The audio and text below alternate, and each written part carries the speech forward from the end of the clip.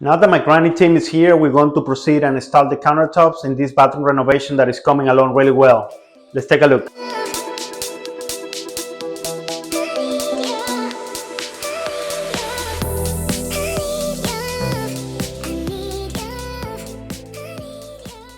Now that the cabinet is ready, we're going to install the granite. We measured a couple of days ago and we're going to bring the full slab and we're going to custom cut the square rectangle for the sink that the customer selected and the hole in order to install the faucet that the customer provided to us.